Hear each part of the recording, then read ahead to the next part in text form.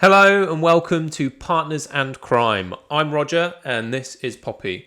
We had a great reaction to our first couple of videos. Yeah, mixed, but some good stuff. He's very negative. But as long as we get some constructive feedback, then we're more than happy to act on it. Yeah. So yeah, keep giving us the feedback as long as it's constructive. I mean, all the naysayers continue naysaying. It's down to you, but let's not encourage them. Okay. Fair enough. So there's no kind of like intro to it now. I'm just kind of jumping straight in. Yeah, sure. Well, I think the audience would like that. Yes. Yes. So there's only 3 women in UK history that have been convicted to life in prison without parole. Wow, okay. Meaning they will never leave prison. Never. It's not a 25-year thing. It's nope. Never. They will never, ever leave prison and they will die there. Wow, okay. That's quite uncommon though, isn't it? Even for men as well. Is it? It is generally uncommon in the UK. Yeah, sure. I don't have the statistics. No. Okay. But for women, 3 in the history of time.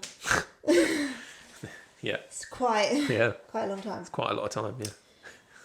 2 names you might recognise, or maybe not you, Roger, but you guys at home might recognise Rose West. I recognise that name. Yeah. And Myra Hindley. I recognise both of those, surprisingly. I mean, it's probably only from overhearing you listening to things. Probably. I'm sure I think we have both watched a documentary on Fred and Rose West. There's a new one out actually that I do want to watch. Right. That's besides the point. Absolutely vile, disgusting human beings. Absolutely. That we'll discuss another time in future episodes. Okay. You know. Oh, so we're talking about the third one. The third woman is considered to be the most dangerous female in the prison system currently. Wow. Okay. And she committed her crimes not too far away from where we live. Right. Her name is Joanna Dennehy. You've heard that name. I've heard that name only because I've overheard it from you listening to it. He's snooping on me. I'm not snooping. You just listen to your iPad too loud. No. No, I think I had heard the name prior to that. Whether it was a documentary that I came across or just like whatever. But I mean, you say she's fairly local. In some, I don't know, how local is she? I mean, I'm sure we'll find out. But yeah.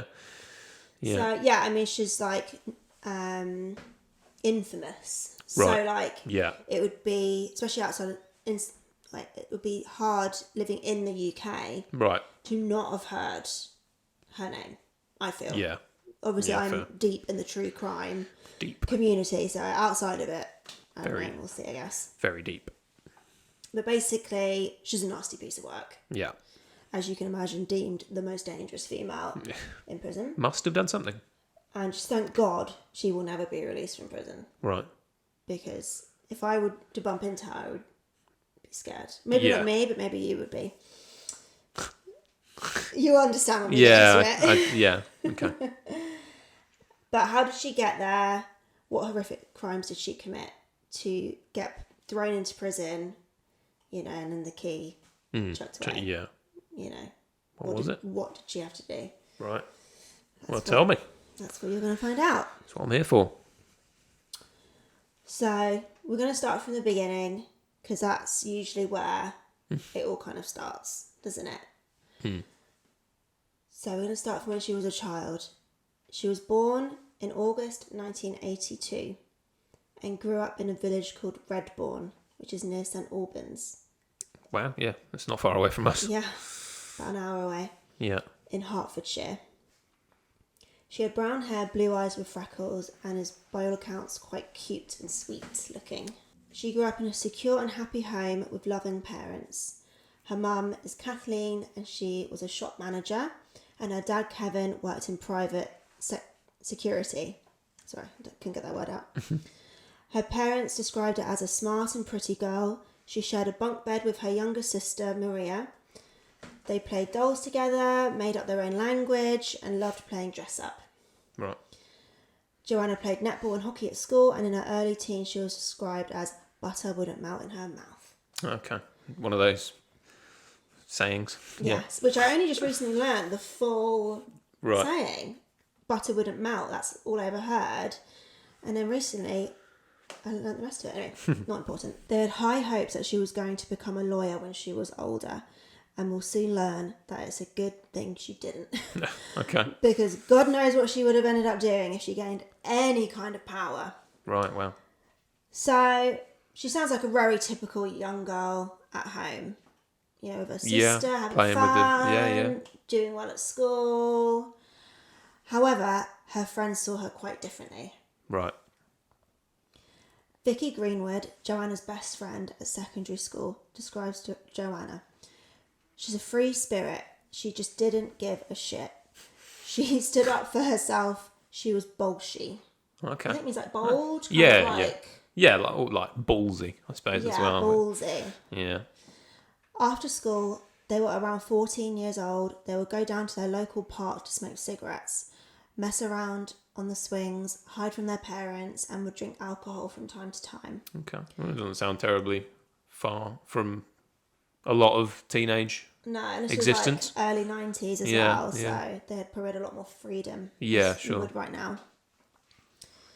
She started showing a dark side of her that nobody knew at the time would become anything more than teenage angst and rebellion. Vicky goes on to say she'd get the geeky boys to do things for her, whether it be making them do her homework or something. If they didn't do it, she was very open to giving someone a slap. Yep. She was very manipulative. Okay. She knew exactly what to get and how to get it. She would make you feel like you're her sister from another mister. You know, she would look after you. And then if you didn't conform to what she wanted, that's when things turned. Yeah, she sounds a bit like a mob boss or something. Like a So mafia boss. I definitely knew people similar to this at school at that age. Yeah, okay. Maybe not all of those things, but definitely like very intimidating people. Yeah. That were like that. Not sure. I probably did, but I can't. I imagine everyone does. For me, There's they got to be were someone. girls, so I don't know if that's the difference. Maybe. I mean, they were definitely intimidating, like boys and stuff at school. But Yeah. I guess I didn't. I don't know. I steered clear of them. Yeah. You know, I tried to anyway. She started showing these manipulative and violent traits very early on. She knew how putting the charm on could get people to do things for her, which she learned would be very useful to her as she got older.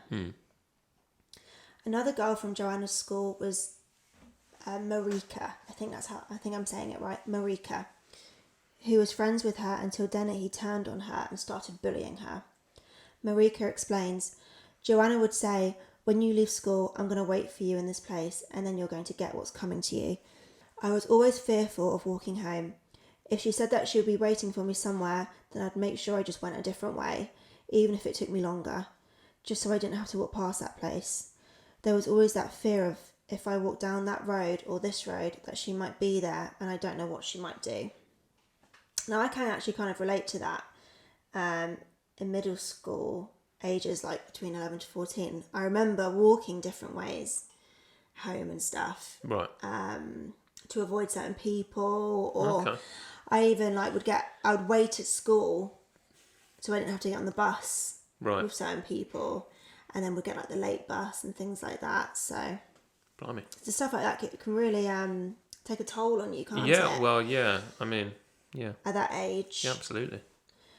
But Joanna took the bullying a step further. She would tell people to go kill themselves. She said this to Marika, and she would say it over and over again. Enough that Marika started thinking that maybe she should kill herself. Jesus. Horrible. Yeah. Marika became suicidal herself, and Joanna even said that she would help her do it, which is absolutely disgusting, isn't it? At that young age, saying... Horrific. Maybe you don't know the gravity of what you're saying at that age, but still, just to over say it over and over again. And to push someone to the point where they start considering it. Yeah. I mean, that's pretty dark. It's very dark. But thank God Marika didn't go through with anything, and she's come out the other side. But that just proves how cruel Joanna was at a young age. Right. Now, you might be thinking, how can her parents think butter wouldn't melt in her mouth? And yet her best friend describes her as manipulative and slapping people. But you've got to remember, she knew how to put the charm on and manipulate. Right. She could have easily been doing that with her own family. Yeah. So let's not, judge the parents for thinking... No, sure. She was not perfect, but that Yeah. she was a sweet girl. Because, and also you do wear rose-tinted glasses. I was about to say, as as a parent, I imagine your child, is your Yeah. child's golden sort of thing and I'm sure she was good, Yeah, right. And then At and home then or she whatever, wasn't, started turning. So yeah. Yeah. When Joanna was 15 in 1997, she started running away from home. She did this approximately 8 times. I don't have the details of why each, what happened. I imagine probably just arguments in the home. Yeah. Nothing major. No. Sure. But I don't actually have the details of that. I ran away from home once.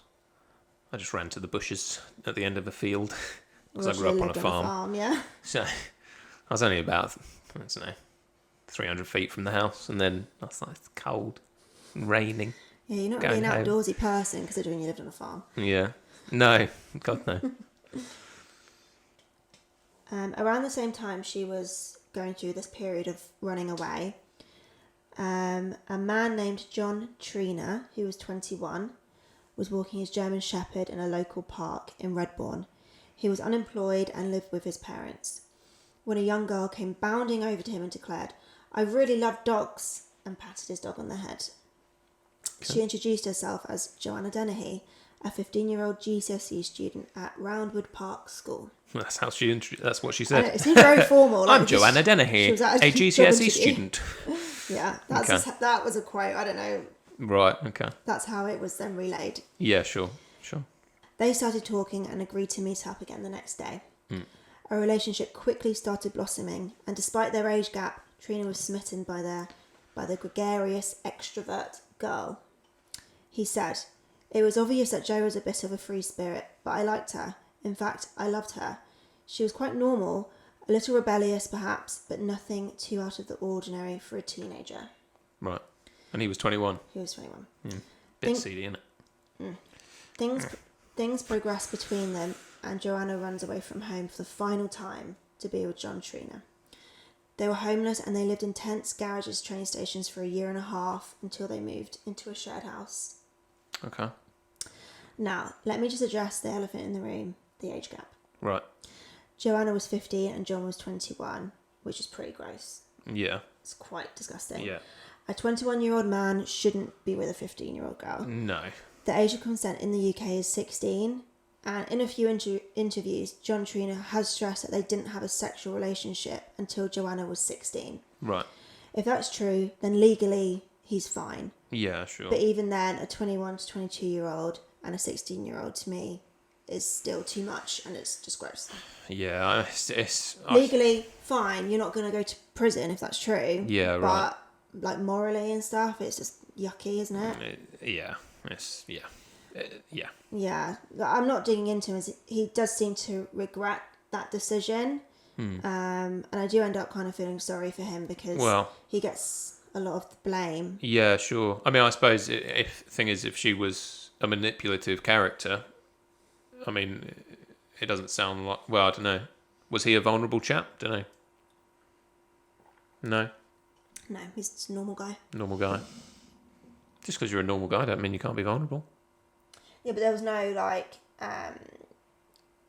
classic reasons to be vulnerable. Yeah, he didn't have any disabilities or mental health stuff or...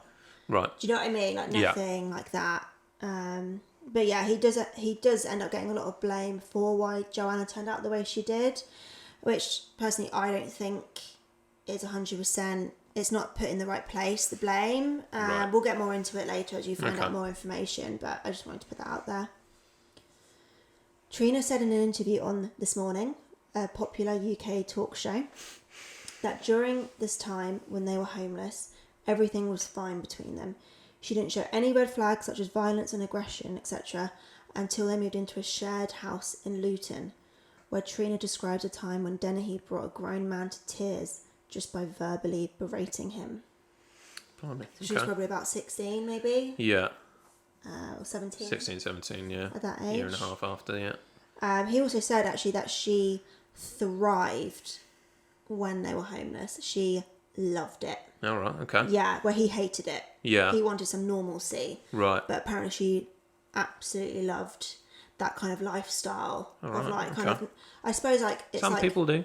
oh Some yeah, people there's no hate there, but I think that just shows kind of a bit of what she's like. She didn't want the responsibility. She wanted to be a free spirit. Right, I see. You know, she kind of like just kind of doing whatever, whenever, because it's not like she had bills or No, responsibilities. whatever. Yeah. So yeah, apparently she just thrived. And obviously she wasn't going to school, so she was probably loving it. In 1997, at 17 years old, Joanna gave birth to her first child. She gave birth at Milton Keynes Hospital to a girl called Cheyenne. Right. Cheyenne was unplanned, but surprisingly during pregnancy, Joanna didn't drink, smoke, or take any drugs at all. However, the minute the baby was born, it all changed. Okay. Her drinking got a lot worse, drinking 2-litre bottles of vodka and still being able to walk. Just shows her tolerance was very high at a young age already. How old was she, sorry? 17? 17, right. yeah. Blimey. Got pregnant at 16.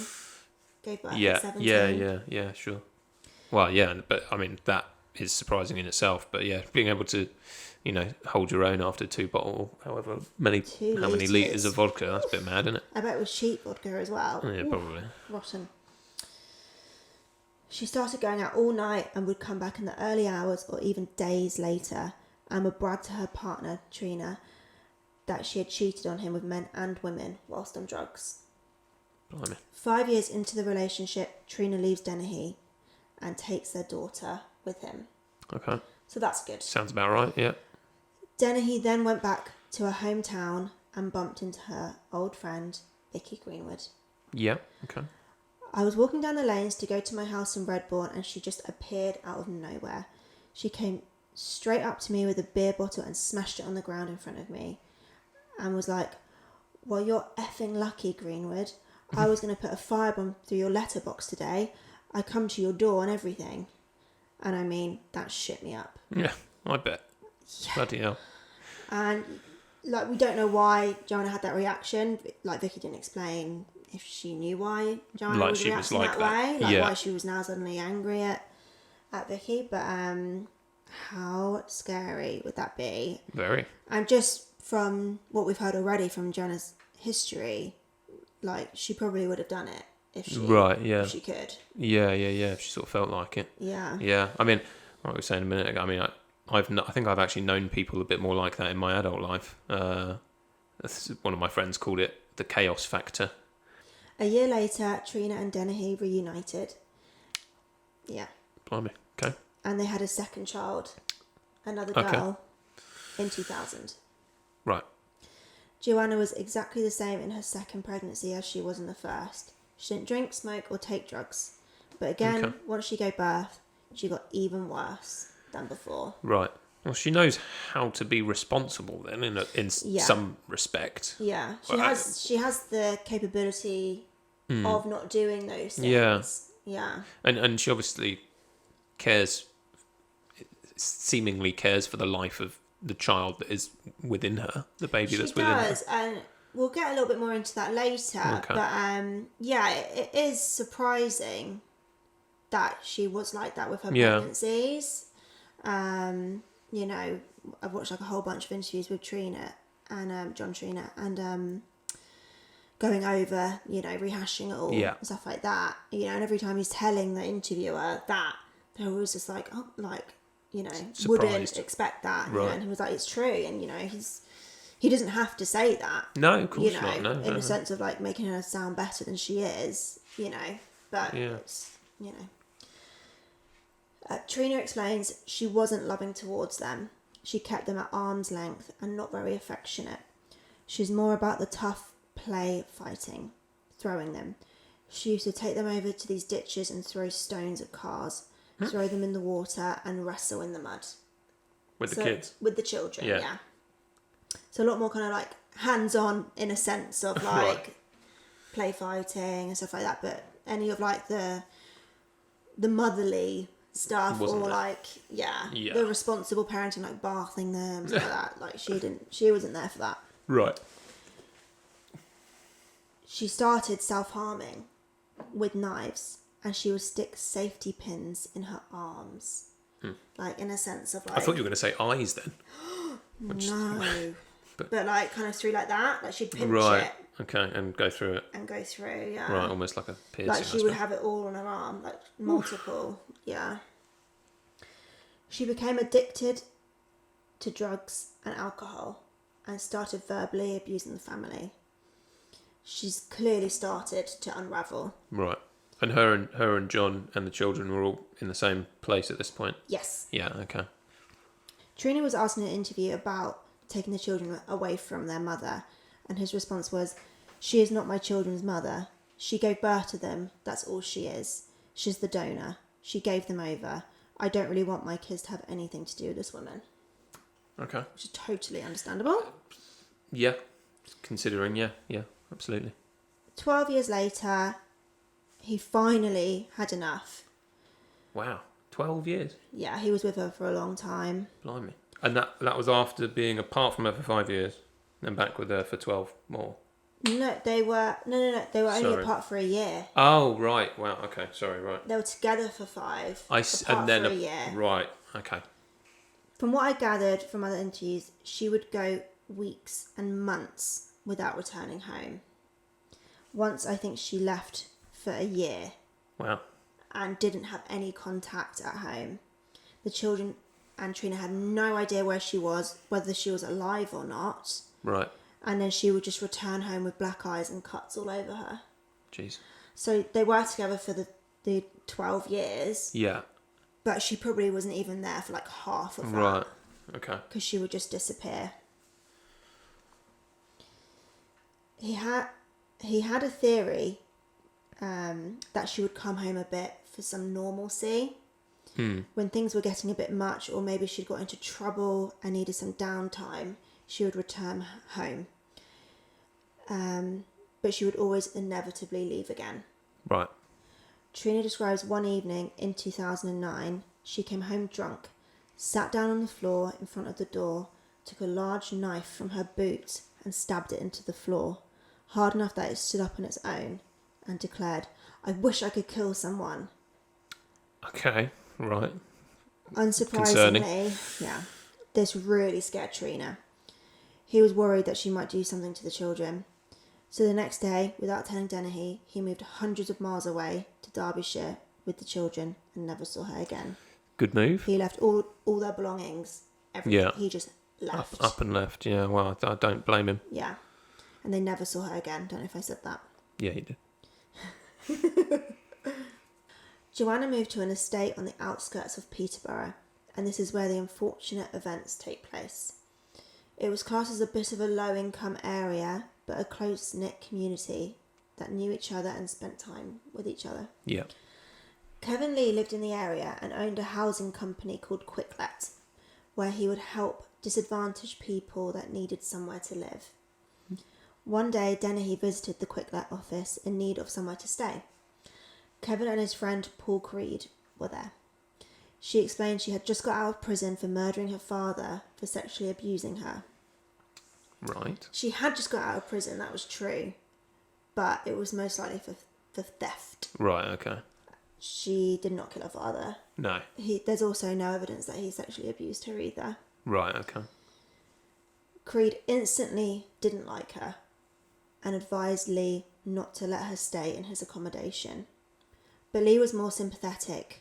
Creed said, "Mr. Lee's attitude was she had been honest with us and he wanted to give her a chance." So Dennehy moved into the bedsit in a modern townhouse and began doing jobs for Kevin Lee, which included renovating properties and leaning on troublesome tenants if they weren't paying Wow. their rent. So she was security almost, or not security, but like debt collector almost. Basically a debt collector. Oh God, you would not want her knocking on your door, would you? Jesus. Terrifying. She shared the property with Falklands veteran John Chapman, who was 56 Okay. at that time. John had fallen on hard times and was addicted to alcohol. He was described as a happy drunk that just kept to himself. Okay.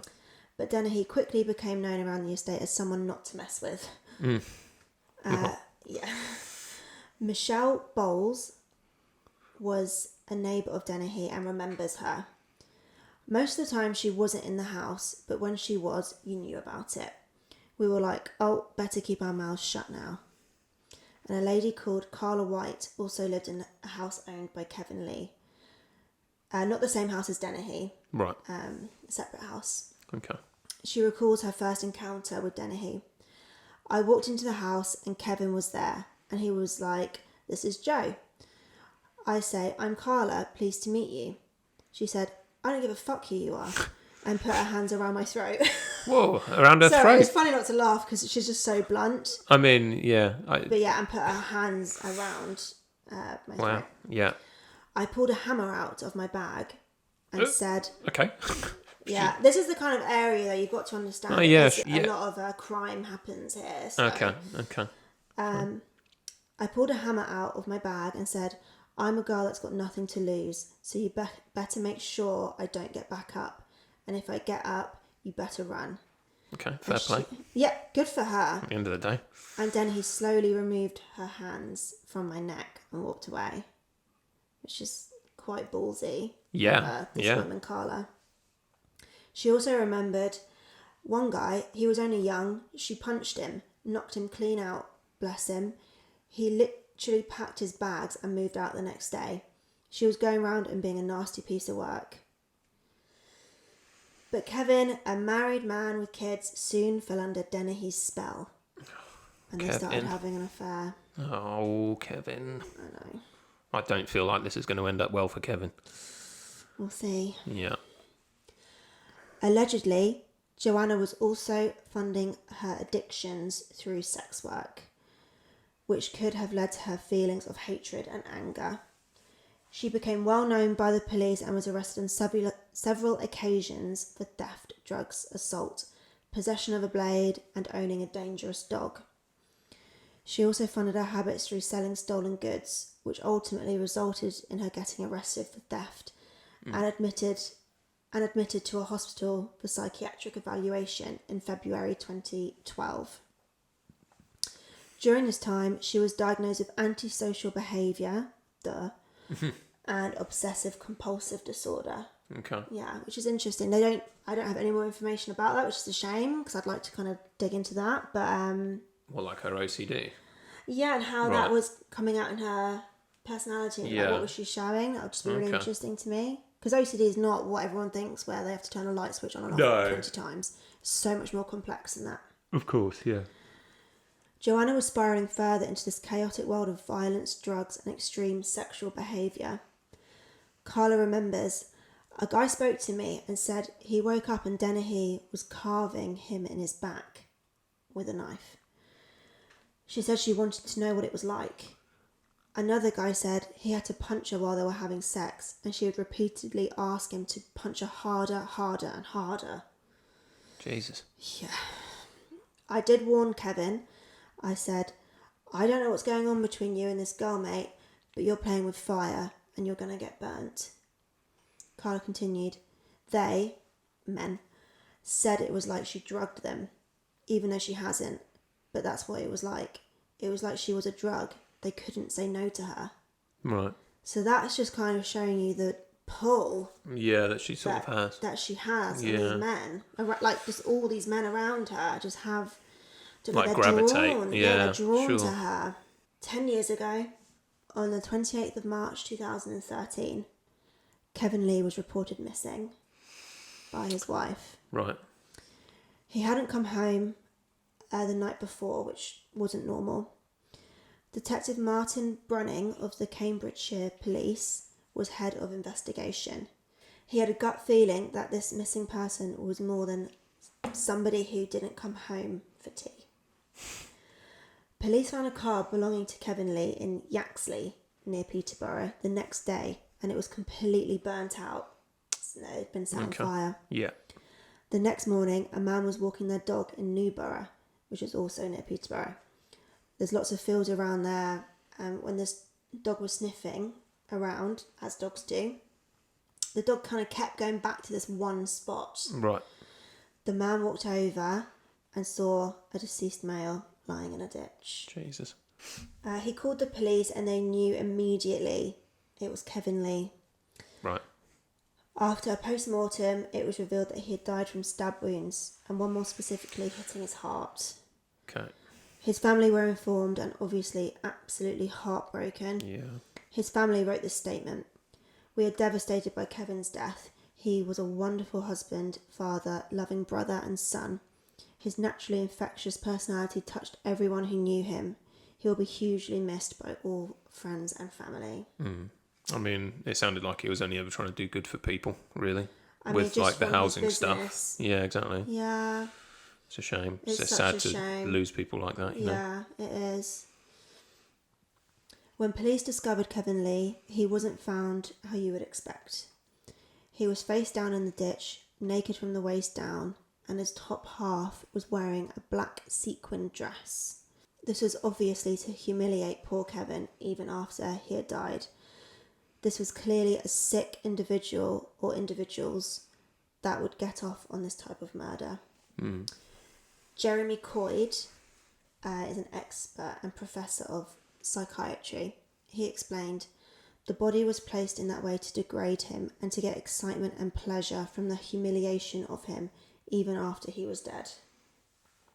This installed in the police that the killer must have known Lee personally. Right. Initially, a 23-year-old male was arrested, but later released with lack of evidence. I couldn't find any information about who this was, or why they thought this person was connected, right. But they pretty quickly arrested a young male about it. Police started looking into Kevin's life, his marriage, his children, his business. With Kevin's business, he isn't always dealing with the most upstanding citizens, so police knew this was a good place to look. After a few hours of investigating, mobile phone data came back and placed one of his tenants near his burnt-out car. Can you guess who that might have been? Dennehy. Joanna Dennehy. Police were shocked. They were surprised it was a woman. Right. Well, that was getting linked to Kevin Lee's murder. Sure. The characteristics just weren't quite adding up. Police kept digging. Another phone was tracked to the car. A man called Gary Richards, locally nicknamed Stretch or Gary Stretch. So I'll kind of be referring to him in those names as well. Okay. He was nicknamed this because he was very tall, at 7'3". Oh wow, that is very tall. Huge. That's not just tall. That is very tall. I did say very tall. You did say very tall. He's huge. Yeah. He was also known by the police for a string of burglaries he had committed. And this made sense to the police. A huge man that would be more than capable of essentially throwing a body into a ditch. As that is seriously not an easy thing to do. No. Not that I know. But who was the murderer? Dennehy? Stretch? Both? Neither? Were they just setting a car on fire? That could also be very much Dennehy's, modus operandi. MO. Does that make sense? I don't know. But something she would do, something she would do, might do for fun, sort of That's thing. it. That's just, what she would do.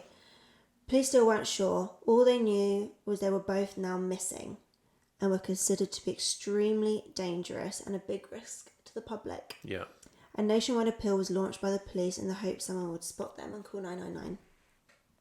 I think I kind of recall some of that, but really, in a way, I like being on the news, but I don't know. I could be bollocks. See, I don't recall any of this happening, which really annoys me because obviously we would have been old enough to recognise it. To recognise this. So I mean, I wish I remembered it. My parents always had, if it was like 8 a.m. before school, the news was on in the kitchen. And she would have been slapped all over the news. Yeah, she would have been. And cartoons were never on. We weren't allowed to watch cartoons in the morning in the kitchen. Because we had to watch the news. And then, sometimes it was Neighbours in the afternoon. Okay. Anyway. Anyway, that's my life. God. In 24 hours, Dennehy and Stretch had made it 140 miles away to Hereford, near Wales. Yep. They stayed at an old mate's flat to recuperate and took a series of very strange photos on the balcony of the flat. Okay, yeah. That's I've seen her. that. Yeah, they're very famous. Yeah. Without a care in the world. They even look like they're having fun. Mm. This is, in fact, where the most infamous photo of Joanna Dennehy was taken, inside this flat. Yeah. Okay. Yeah. Everyone has seen that photo. Mm. Terrifying. It's a horrendous knife. So just to explain, she is holding probably the scariest knife I've ever seen. Yeah, I mean, I don't know what kind of knife it is. I don't know stuff like that. I think it's a show knife, if you know what I mean. It's not like, it doesn't have any particular purpose apart from like looking cool, if you think knives are cool. So it wouldn't actually hurt anyone. Well, no, it would definitely hurt someone. Oh, it's still a bladed article, isn't it? So Especially if they've. I mean, I wouldn't surprise me if she's sharpened it and made it like a proper weapon, if you know what I mean. But like it looks, purpose. it's not for like cutting bread. It's just like a show knife or a murder weapon at the end of the day. So yeah, I can't even explain this knife. Obviously, we'll put up a photo. She's sticking out her tongue in a kind of jokey manner, and her eyes are closed. She's just like taking the piss, basically, with this huge knife. They had no money, but had stolen goods with them that they could sell. Right. They reached out to an old contact, Mark Lloyd, to help them out. Stretch spoke with Mark on the phone and told him to come over to the flat. So that's what he did. Mark knocked on the door. Joanna answered and let him in. She immediately gets a knife out of her bra and said, "You know Gary, he's a taxi driver that dumps the bodies, and I go around killing people." Okay. Yeah, so straight in there, she does not mess around. No. Mark did not know what to do or say. He was completely taken off guard. I was terrified. I had to convince her that I was on her side because I think she would have killed me without hesitation. Right. Luckily, Mark convinced her he had a contact in Hereford who would buy their stolen goods. All three got into Dennehy's car and went on their way. In the car, she started telling Mark all about Kevin, where they had left his body and the dress. She suddenly turned to Gary and said, "I want my fun. I want my fun, Gary." Mark had no idea what that meant at the time, but he'll find out. You don't want people talking code around you when they're like that, do you? They'd run out of cigarettes, so decided to stop at the nearest petrol station. Mark goes in with the hopes he can ask for help, but unfortunately, Dennehy follows him in. Pressing up behind him with a knife digging into his back, she said, "Just get the cigarettes." So she had clocked what he might have been trying to do. At the tills, Dennehy starts flirting with the shop assistant, asking her to spin so she could see her nice bum. That's all on like CCTV. It's like such a strange situation. And then they left, so nothing happened there. Okay. However, the police were closing in on them. Detective Brunning got a call from a Norfolk detective who had been sent CCTV of a woman driving onto a petrol station forecourt and going into a shop. She filled up her basket with food and drink and runs out without paying. Of course, that was Joanna Dennehy. Right. Brunning recognised her immediately, and luckily for them, they could very clearly read the registration number on the car. So they straight away inputted the number into their database, and it had flagged up on CCTV travelling down southwest along the M5. Okay. Don't know where that is. It just like that was basically kind of before they had got to where was Hereford. that? Hereford. Yeah. That incident happened before then. Right. I was going to And say then they went on the M5 and I guess ended up that way. Yeah, because I was going to ask, because that police officer you said was in Norfolk, which is the other side of the country. So that's it. Yeah, I thought you were going to ask about that. Dennehy, Gary Stretch, and Mark are back driving around, and Joanna randomly exclaims, "You need to find me one." Gary replied, "Will he do?" "Yep," Dennehy said. She immediately jumps out of the car and heads towards a man walking his Labrador. Jesus. She pulls out a knife and stabs him initially in the arm. The man, caught completely off guard, didn't have time to defend himself or run away. She ended up stabbing him multiple times. Mark described it as 20 to 30 times. Jesus. Horrible. That's Ugh. grotesque. The look on the poor man's face will haunt Mark for the rest of his life. He said he can still see it to this day. Which is horrible. He immediately is trying to get out of the car to escape, arguing with Gary to let him out. Gary said, "There's nothing you can do. You have to let her do her thing." Dennehy walks back to the car, very calm, with the bloodied knife still in her hand. They drive away from the scene, leaving the poor man bleeding on the side of the road. Joanna says, "I don't want to do, as in kill, any women. Don't want to do any kids. Just find me a man and a dog." I don't know why a dog has to be involved in this, to be honest. Don't know. I guess that's just because that's what she just did. I guess so. Fucking hell. Yeah. Suddenly, 5 minutes later, Gary turns to Dennehy. Will he do? Again, she jumps out and continues her rampage, repeating exactly what she did a few minutes earlier. Mark described this attack much worse than the first. One difference this time, though, she stole the man's dog. The dog was called Archie. She came back to the car, still super calm, hops back into the car and declares, "Look, I've got a new dog." It's sickening. It is. Mark's last memory of the victim as they drove away was seeing him try to crawl away around the corner, leaving a lot of blood behind him. But before Mark could see whether anyone was helping the poor man, Gary said, "Let's go to Tesco's." Fucking hell. A large supermarket chain in the UK, in case you don't know. As if nothing had happened. Yeah, I was going to say, I I can't believe how sort of calm and collected they seem, at least, from this like recollection of it, whatever. Yeah, well, this is all from Mark Lloyd's recollection. Right, wow. From his words. So in the space of maybe 10 minutes, Dennehy had brutally attacked 2 unsuspecting innocent men that absolutely did not deserve this. Detective Brunning and the police were right behind them, but unfortunately not quick enough to stop them before the attacks took place. The police spot the car they had desperately been looking for, stop them immediately, and have finally got Joanna Dennehy in handcuffs. Good. Yeah. Gary Stretch tried to make a run for it, but was quickly caught later on. Yeah, well, also good. I can't imagine he can run very fast. Gross man. Huge. And that. Brunning and the team at the time of Dennehy's arrest had no idea about the 2 brutal attacks that had just taken place. That's how quickly these events had happened. Wow. Their relief of capturing Dennehy quickly turned to dread as they were told of the attacks. They were so close behind them and felt such guilt that they weren't able to stop her beforehand. Within the hour, Dennehy was in custody, being charged with murder and attempted murder. Yes, both men she suddenly attacked had miraculously survived. Oh, good. Yeah.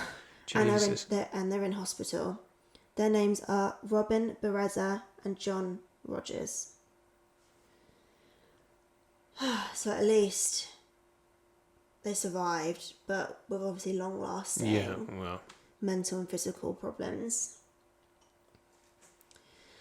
The next day, Detective Brunning received a phone call from the force control room, and they said, "Are you aware of the body in the ditch at Thorney Dyke?" Which is in Peterborough. He had no idea. He'd been chasing Dennehy for the past few days. He hung up and immediately had another call come in. It was the force control room again. "You know this body in the ditch? Well, we found another body. There's 2 bodies in this ditch." Brunning went out to the site just 10 miles from where Kevin Lee was found, where 2 more bodies were callously dumped in the ditch. So 3 people murdered overall. Yep. At this point. They were meters away from each other, both stabbed in the heart. Right. Similarly to Kevin. Yeah, so the same situation. Yeah. Okay. The first body of the 2 was John Chapman. Remember him from earlier? He was Dennehy's housemate. The veteran. Right, yeah. He was one of the victims. The second body was of a Polish man called Lukasz Slaboszewski. I hope I've pronounced that okay. and he was 31. We knew how John Chapman was connected to Dennehy, but who was Lukasz, and how was he connected to her? After some investigating, they found Lukasz last seen going to a cash point and then a flat to meet Dennehy around the 19th of March. They had only met a few days before and had been sending suggestive messages to each other. Apparently, he had even said to his friends that he was meeting up with his new girlfriend. Oh, right. Which is just so sad because he had no idea of her true character and her intentions against him. Well, so at this point, sad. she's actively luring people in, isn't she? That's it. From what detectives can deduce of what happened, he arrived at the house. Dennehy attacked him by the front door in the hallway. They can't decipher whether he was leaving the property or just arriving, because obviously it's by the front door. But he was stabbed in the heart with a pocket knife. However, Lukasz wasn't immediately dumped in the ditch. At first, she stuffed him in an empty wheelie bin. Yeah, I'm not sure if she did that herself or if Stretch helped her at this point. I imagine he was helping. She even showed the contents of the wheelie bin to an unsuspecting 14-year-old girl and took photos of him to show off to people, which is fucked up. It's really quite, messed up. I don't know who the 14-year-old girl is or anything. No, Nothing more was said. There was no more information about that. Right. Mark could corroborate this, as Dennehy did, in fact, show him the photo of poor Lukasz in the bin. He said, "She took great delight in showing me the photo of the bloke in the bin." She said, "I even put him in the bin, Mark. I could see his head sticking out of the top of the wheelie bin." It's disgusting. Man, it's amazing that someone could find pleasure out of this kind of behaviour, these kind of actions. That's and just she's clearly showing that, isn't she? Yeah, She's she's showing it off. Exciting, and there's a thrill there, isn't there, that she is enjoying. Yeah. The post-mortem determined that Lukasz was actually Dennehy's first victim, not Kevin. Right. John Chapman, who was 56, was unfortunately an easy target for Dennehy. She had direct access to him, considering they shared the same home. She supplied John with drugs and alcohol before making her attack, stabbing him multiple times with her pocket knife. She called her accomplice, Gary Stretch, on the phone and apparently sang a well-known Britney Spears song. Oops. I did it again. Which is just fucking disgusting. And that's just another way of her, jokingly, by singing a Britney Spears song. It's just... There's no moral, remorse, there's nothing to show that she's having fun. Yeah, exactly, yeah. Stretch then came round with his friend Leslie Layton and helped dispose of his body in the ditch. Then the very same day, she went on to kill Kevin Lee. So there was the two in one day. Yeah. Wow. The police did find, when they found John Chapman, they did go to the house and they found a blood-soaked mattress in the garden, which was John Chapman's. Yeah. Just a side note, I don't know if you remember a quote from John Treanor, Dennehy's ex. She used to take them, the kids, over to these ditches and throw stones at cars. Throw them in the water and wrestle with them. Apparently, these ditches were the same ones the bodies were dumped in. Not 100% sure if that's true. Okay. But if it is... Well, was she in... Okay. Was she in Peterborough at the time? Well, that's it. That's why I'm not 100% weird, sure. Yeah. Okay. She wasn't far. No. They were in Luton. Yeah, it's 40-50 minutes from Luton to Peterborough. I don't know. But yeah, it's not miles. It's not that far away, is it? No. Okay. That's just sick, though, isn't it? Yeah. Well, yeah. It's like, when you were there with your kids, were you thinking, this would be a great place to put a body? Probably. I wouldn't be surprised if she thought that. Disgusting. Back at the police station, Dennehy smirks whilst being told her charges. Instead of showing any remorse or regret, all she keeps asking the police officers about is the poor doggy she had stolen. She couldn't care less about the men she attacked. Her whole interaction is caught on CCTV and is very disturbing. Tiny. Oh, thank you. What? Tiny. I've never been called tiny. I feel really flattered now. Thanks. You're welcome. That's lovely. It's not bad for a murderer. It's a good one, actually. An hour or two after attacking Bereza and Rogers, she is seen laughing, smiling and even flirting with the police officers. She was telling a male officer how he did a perfect job at bringing her in and that he was a decent copper. Professor Jeremy Coyd watches the footage and explains, she's extremely seductive. She had a whole series of tricks. There are some things that you might see in a prostitute in a bar who will use similar types of behaviour. She's flirting with the police officer. He's highly embarrassed by her and looks down. She gives him an extra long stare, complimenting him. She runs her fingers through her hair. She's trying to reel him in. And remember, this is a woman who has just stabbed 2 men over 40 times. After being read her charges, Dennehy jokes, "Attempted murder and murder, that's nothing. It's like going down for a Sunday roast. Easy," she says with a big smile on her face. Jesus. Yeah. So, yeah, okay. Yeah, she's really, really a piece of work. I mean, there's not really much humanity left in her at all, if I none don't know at if all. there ever was, to be honest. Yeah. Detectives get Dennehy in the interview room. Brunning knew this could go either way. She might want to show off her crimes and brag about it, filling them in with all the details, or give them nothing, no explanation, nothing to work with, so she can keep control and watch them squirm trying to figure it out. Brunning says her behaviour was quite different from the custody office. That elated, happy-go-lucky, I'm not taking this seriously, I'll have a laugh and a joke with you personality was quite different in the interview room. So what do you think she did? I don't know if it was quite different. I feel like she probably did shut down and sort of be quiet and like no comment type stuff. Yeah. But it wouldn't surprise me at the same time if she bragged about it. But I think, like you say, if she wants to control the situation, it's easier for her to no comment at all, isn't it? Yeah. In all her interviews, she gave a no comment response. She didn't give them a single tiny piece of the puzzle. Right. As I was researching, sources said different dates for this next part. So I wasn't sure exactly when to put it in, but either during her stint in the psychiatric hospital back in 2012 when she was diagnosed with OCD and stuff, or during her stay, like while she was in custody after these murders. She was assessed by a psychiatrist and it was determined that she has a psychopathic disorder characterised by superficial charm, a callous disregard for others, pathological lying and a diminished capacity for remorse. Now, you know, that isn't surprising, is it really? No. Like when I read those things out, it's just like, yeah. All sounds about right. Yeah. Ticking all those boxes.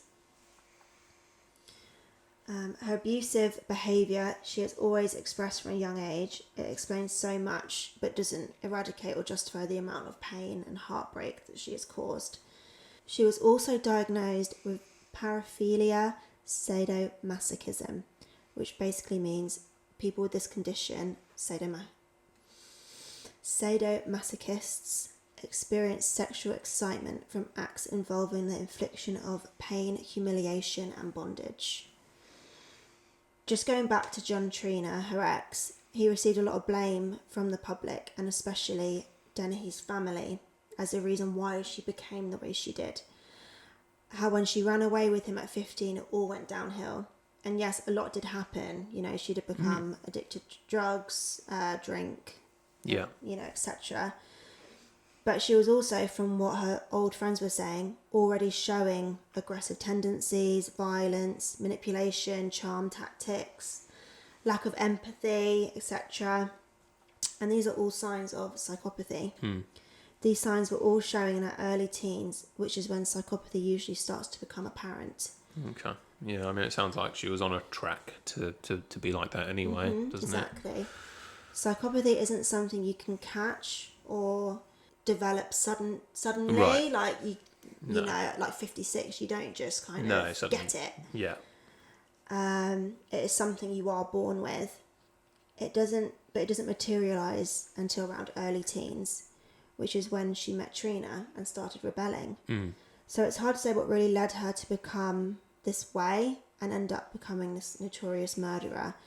But I kind of think too much blame was put on Treanor, as she did have a few mental disorders that statistically lead to violence more likely than if you don't have them. Right.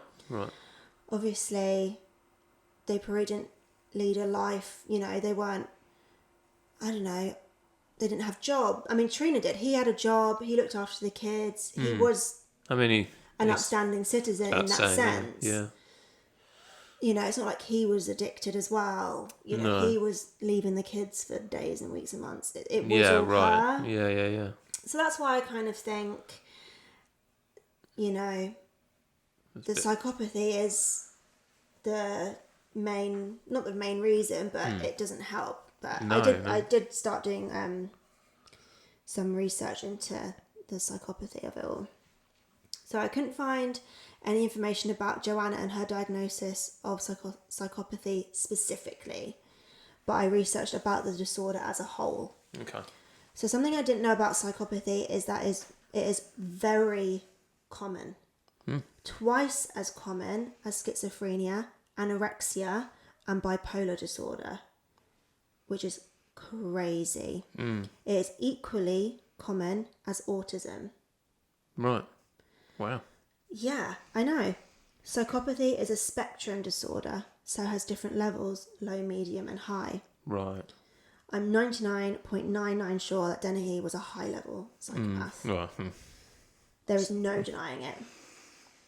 Although not all people with psychopathy are violent or will become murderers, like Joanna, those that have high levels of psychopathy are 2 times as likely to engage in serious violence and criminal behaviour, and 5 times more likely to reoffend compared to someone without the disorder. It is estimated that 0.6% of adults in the UK are affected by high levels of psychopathy. 8% of males and 2% of females in the criminal justice system have high levels of psychopathy. And finally, studies show genetics are a significant cause to psychopathy. They account for around 50% of the variance in psychopathic traits. And psychopathy is caused by bad parenting is a common misconception. Even if added together with environmental causes that develop a child, such as parenting, school, where they grew up, account for less than 10% of the variance in psychopathic traits. So I think this further proves Treanor couldn't be the main cause as to why Dennehy turned out the way she did. Yeah, it in makes fact, sense. It's genetics. Yeah. So, you know, not that I'm saying it's the parents' fault at all. No. Well, you don't make that decision, do you? It's No, not not no really. one's fault. But I'm just saying it wasn't so much Trina's fault. No, either. sure. Not I that I'm think defending him. I think you'd be. I don't think you're like misguided in that, coming to that conclusion. Yeah. So it was getting to trial time. Dennehy's barrister, Michael Proctor, remembers, most of the time when people who are charged with murder, they're nervous about the situation they're in. She wasn't like that, and that's what makes her unusual. She was cooperative, she had a sense of humour and charisma.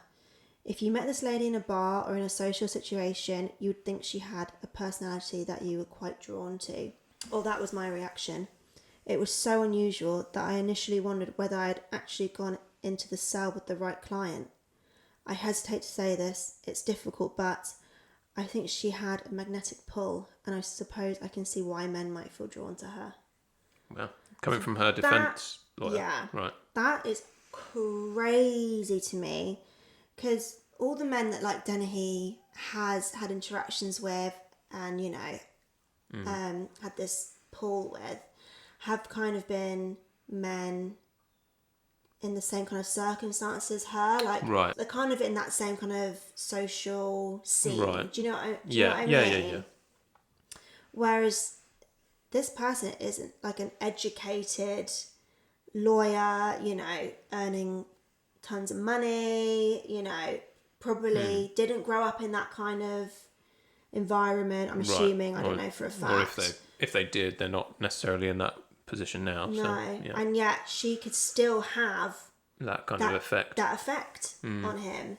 I just find that it just really shows how she has this charm and magnetic pull. Right. Detective Brunning and his team had submitted all their evidence and were ready to go with the trial. What they were hoping for is the whole story to be revealed during the trial, so everyone could know why she had done this. That was always the big question. It was expected to be a long trial as there were so many victims and pieces to the puzzle. First day in court was a formality where the offender says their plea of guilty or not guilty. If Dennehy says guilty, then there is no trial. If she says not guilty, they then carry on to trial. Mm-hmm. The judge asks, "How do you plead?" "Guilty, guilty, guilty," Dennehy shouted. Right. Okay. Catching everyone off guard, even her own legal counsel. They admit to the judge they weren't expecting that plea. It is believed Dennehy wanted one last shot at being centre of attention. All eyes on her, one last shock, an attempt of control. The guilty plea had absolutely nothing to do with her conscience or having a change of heart, a realisation of the terrible things she had done. She still wanted that control of no one really knowing why. Dennehy was sentenced to life in prison without the possibility of parole. Thank God. Yeah. I would Now do not you want know her why. coming out on the street. Yeah. Jesus. Judge Justice Spencer branded her cruel, calculated, selfish, and a manipulative serial killer. So I haven't referred to her as a serial killer because, from my understanding of serial killer, is that serial killers have rest periods between murders, whereas I feel like this would be more of a spree killing, because it was so quick in succession. I don't know if there's any difference in definition between like UK and US. Possibly, but throughout all media and everything, she is referred to as a serial killer. Right. This made Dennehy smirk and laugh. Apparently, when the judge read out the sentencing, Dennehy was shocked and started wailing as she was pulled out of court. She clearly wasn't expecting that. She probably thought, "Oh, I'll do 20 years and get out." No, she'll never get out of prison alive. Good. She is only the third woman in UK criminal history to receive this sentencing, along with Rose West and Myra Hindley, like I said earlier. It came out later that while she was awaiting trial, Dennehy had said to a therapist about the murders, "I wanted to see if I was as cold as I thought I was. It got Moorish. I got the taste for it." Wow. I mean, it sounds like something that should be in a bloody American Horror Story. Like, yeah, it sounds unbelievable. I know that she actually said that and meant it. It's just crazy. Gary Stretch Richards had a separate trial with Leslie Layton. After trying to convince the court they were under Dennehy's spell and that they were too scared to say no to her, they were both found guilty. Good, yeah. Stretch was sentenced to life in prison with a minimum of 19 years for attempted murder of Bereza. And I think he got that because he was pointing them out. Right. I don't know why it was only the one. I'm not sure. No, okay. But there was no information regarding that. But I'm assuming he was saying, like, will he do? Right, yeah. So kind of then he was pushing her almost towards him. That's my almost interpretation. Encouraging, almost, yeah. And Leslie Layton was sentenced to 14 years for preventing the lawful burial of 2 murder victims. So great, good riddance. After the hearing, Chris McCann from the Crown Prosecution Service said, "Today's guilty verdicts prove that the 2 defendants were willing assistants in these murders and that they were not under duress as they tried to claim. Both men willingly assisted Joanna Dennehy in disposing of the bodies of her 3 victims and in covering up the crimes she had committed. They rebelled in bringing suffering and misery upon their victims and showed no remorse to their atrocious acts. The fact that Leslie Layton photographed one of the deceased victims is a testament to the warped nature of these crimes and those that committed them." Mark Lloyd, the man that got dragged along for the 2 stabbing attacks, was immediately let go. That he did nothing wrong. No, I think that's reasonable.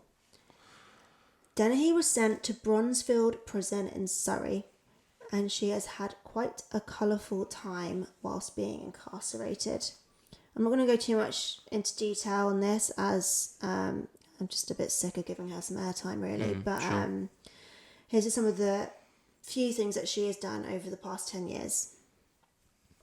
Apparently, 20 minutes after arriving to her new home, Bronzefield, she had heard she would be in the same facility as none other than Rose West. Can you believe it? Another notorious evil murderer. Lump them all together. Dennehy immediately threatened Rose West that she was going to kill her. Okay. And given her history, she probably would have. She did this in order to be top dog in the prison. Right. However, the guards moved Rose West into solitary confinement and then moved her to a different prison altogether. Apparently West was very upset about this, as she had been there for many years.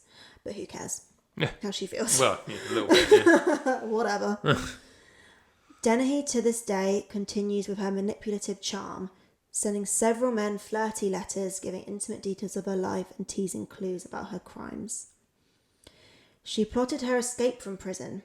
Her plan was to kill a guard, cut his fingers off, and use his fingers for the biometric security system so the doors would open.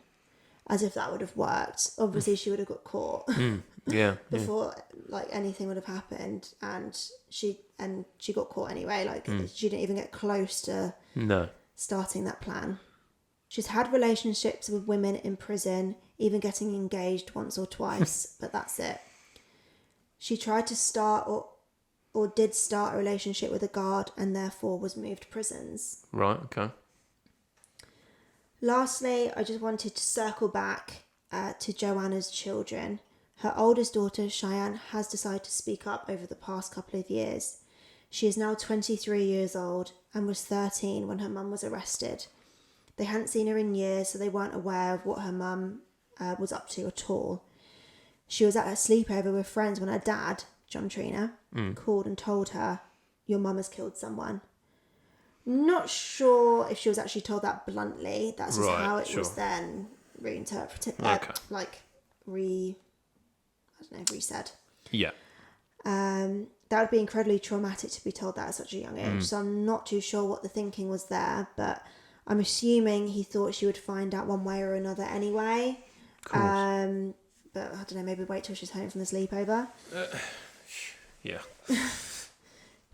Treanor did ban her from using the internet to begin with, so she couldn't find out more information about her mother. But Cheyenne says it took her years to come to terms with what happened with her mum. She became very depressed and moved schools the moment her friends found out. She had nightmares, her grades suffered, and she had a real fear that she would turn into a psychopath like her mum. I quote, "She's hurt those people and I can't forgive her for that. She should spend the rest of her life in jail." When Cheyenne turned 18, she actually wrote a letter to her mum. "I was told nothing about my mum and I wanted answers. I turned 18 and started to look into it. Eventually, I got an email telling me where she was. In October last year, I wrote her a letter. I was really cold because I thought she hated me. I told her I wasn't looking for a relationship with her, but I got a letter full of love and warmth and how she wanted to have me in her life. I just cried. It was emotional." Cheyenne actually went to visit her mum in prison to get some answers. Brave. I know.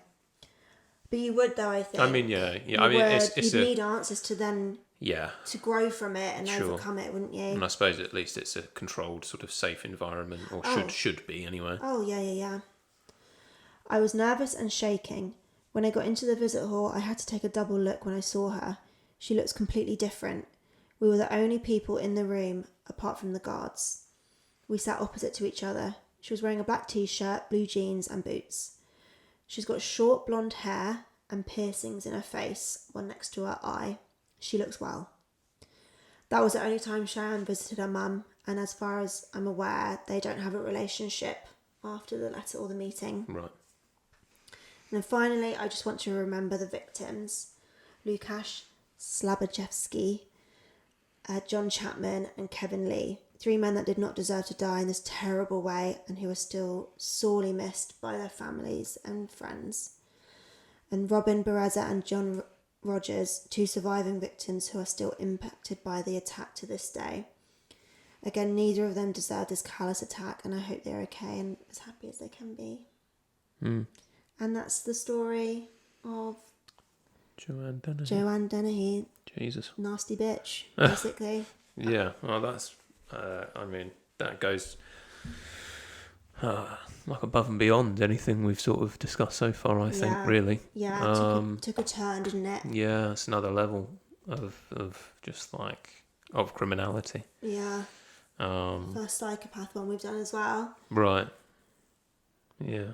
Woman psychopath, which is like rare as well. Quite rare, yeah. Well, from what you were saying, it's not rare to have psychopathy, but obviously the high levels of it and stuff like that. Yeah, like they were saying, like, you know, we've probably, as like, you know, in the community, we've probably been around low-level psychopaths.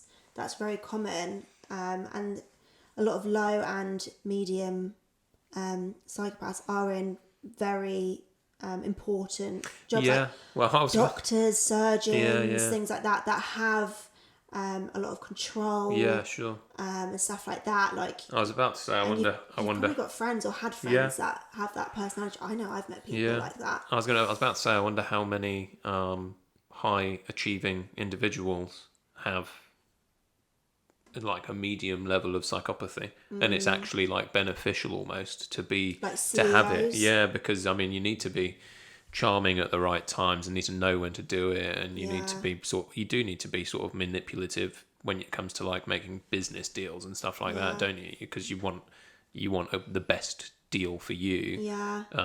Depending on how you work. I mean, some people obviously like to create a partnership between whatever, but you know. Yeah. So. Jeez. Well. But it's fine. She's in prison. She's not getting out. No. Thank God. Yeah. Pretty funny that she bumped into Rose West, though. I thought. That's quite. When I read that, I thought that was quite a funny turn of events. I was not expecting that. No. Almost. Yeah. It almost sounds like a TV show, doesn't it? Yeah. Like... There's actually, that was the documentary that I want to watch, where apparently Rose West and Myra Hindley have had a relationship. What, like a friendly relationship? No, like they were in a relationship. Romantic relationship. Apparently. That's what I want to watch next, so. No way. If you guys want me to do a video on that again, because that sounds wild. It does sound wild. Jeez. But yeah, well, that's it for today. That was a bit of a long one. But nonetheless interesting. Very interesting, I thought. Yeah. Scary as well. I mean, yeah, now you know what I mean when I say you wouldn't want to bump into her on the street. God, no. Being a man. No. She wouldn't kill me. I wouldn't put it past her, but... No. I still would avoid her. Yeah. But yeah, okay, well, thanks, guys, for listening, watching, liking, subscribing. Yeah, all that jazz. Do all of those things, please. Give us some feedback. That would be great. Also, I thought it'd be cool if people could start suggesting cases as well to look into. Some that maybe aren't so popular. Popular is a weird word to say, but aren't so kind of well known. That'd be really cool to try and do some different ones. Yeah. That aren't out there as much. But yeah, let us know. Thanks for being here, and we'll see you next time.